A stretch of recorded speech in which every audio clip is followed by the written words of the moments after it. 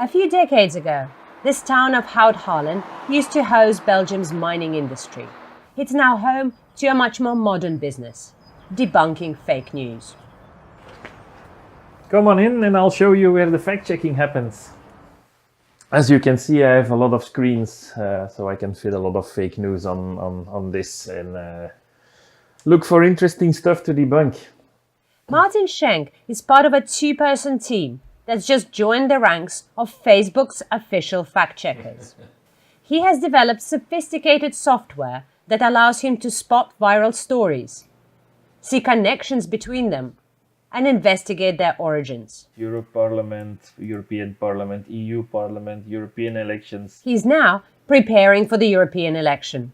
I'm monitoring for election-related keywords across a wide variety of domains. So I'm looking specifically at my list of known fake news websites that I know of, but also blogs or tweets that contain election-related keywords.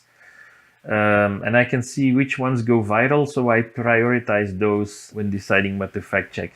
500 kilometers away, in a town of Erlangen, a German computing lab is working on a new threat, that of deepfakes. Here we have an original video of a news anchor that we used for training the neural network.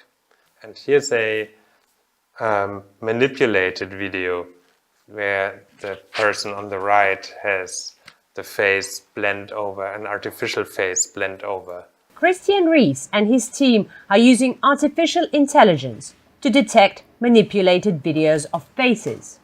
They're training what they call a neural network to discern between real videos and manipulated ones. Their system can indeed detect manipulation, but if a malicious fake is deployed, the critical question is reaction time.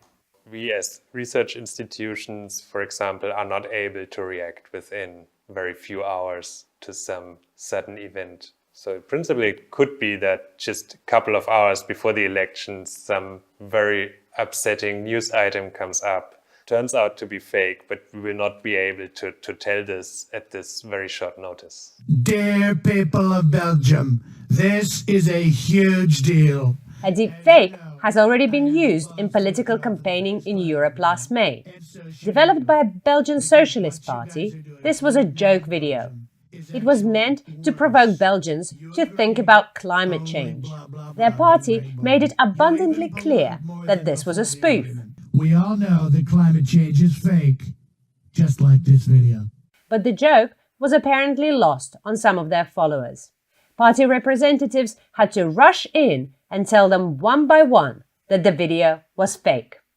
This online game, developed by a Dutch team, is helping news consumers to be less naive. Bad News gets users to play the role of a troll, creating his own fake news empire. Its goal?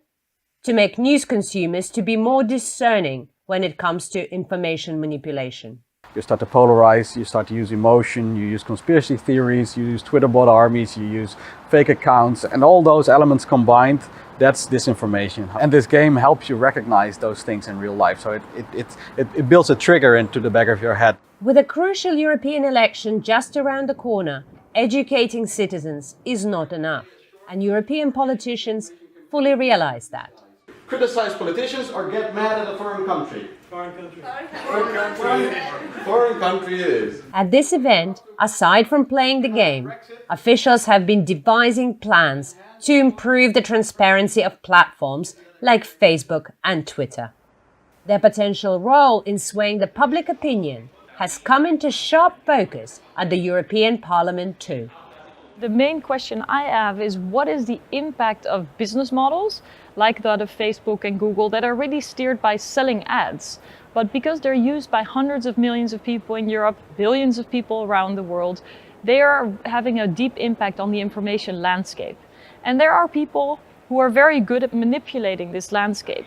The European election, in fact, consists of 27 or maybe 28 national elections, taking place over 4 days in May. European politicians are well aware of what's at stake and have been making preparations for months. We cannot just be ready on the last day. Ideally, we would have been completely prepared today so that we are ready, that our systems are in order, our systems are stress tested, our cybersecurity is updated, our citizens are informed, social media platforms are forced to be more transparent and accountable. We need to use every minute we have to protect the democratic rights of all those European citizens that I hope will come out to vote in May. In European Parliament, we are conscious that threat exists. It emanates from several countries, mostly Russia, China, Iran.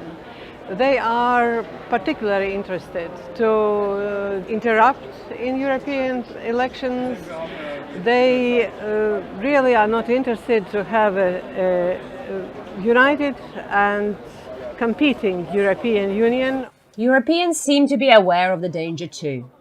In a recent Eurobarometer poll, almost 3/4 of Europe's internet users said they're concerned about disinformation online. There might be a lot of leaks. It's very difficult to know what is true, what has been faked. Alexander Alaphilippe runs EU Disinfo Lab, a civic project that studies disinformation in previous elections, like that in France, to be better prepared for the next one. If you look at Macron leaks, it took 10 minutes for French people to take the leak into the French ecosystem. 10 minutes. It's working at light speed, and we don't have any tools to prevent this. It's basically like an attack on a public space. So you're going to have some casualties. Martin Schenk is excited by the fact-checking challenge the European election presents. It's going to be the Wild West. It's going to be very interesting to investigate. I look forward to that. But what Schenk sees as a dare is a cause of great concern to European politicians who are bracing themselves for the crucial election less than 3 months away.